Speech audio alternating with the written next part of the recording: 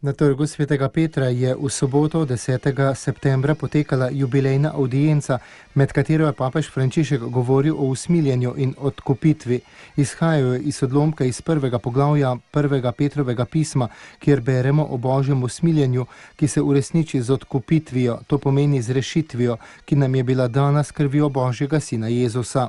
Zdi se, da današnji človek nerad misli na to, da je bil osvobojen in rešen z božjim posredovanjem. Slepi se namreč z lastno svobodo kot z močjo za dosego vsega, a v resnici temu ni tako, je dejal papež vernikom, ki so se zbrali na audienci. Koliko utvar se prodaja pod pretvezo svobode in koliko novega suženjstva nastane v naših dneh v imenu lažne svobode. Potrebujemo Boga, ki nas bo osvobodil od vsake oblike brezbrižnosti, egoizma in samozadostnosti, je poudaril.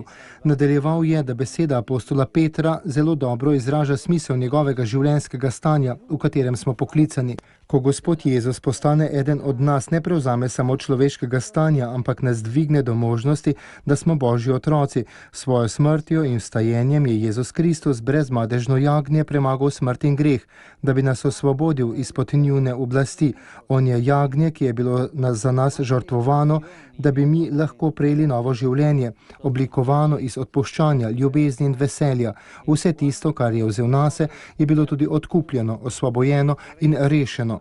Seveda pridejo trenutki, ko nas življenje postavi na preizkušnjo in včasih zaradi tega trpimo, a v teh trenutkih smo postavljeni, da svoj pogled upremo v križanega Jezusa, ki trpi za nas in z nami, kar je gotovo dokaz, da nas Bog ne zapušča, je dejal papež. Spodbudil je, naj nikoli ne pozabimo, da smo v pomankanju in preganjanjih ter tudi v vsakodnevnih bridkostih vedno osvobojeni z Božjo usmiljeno roko, ki nas dviguje k sebi in nas vodi v novo življenje.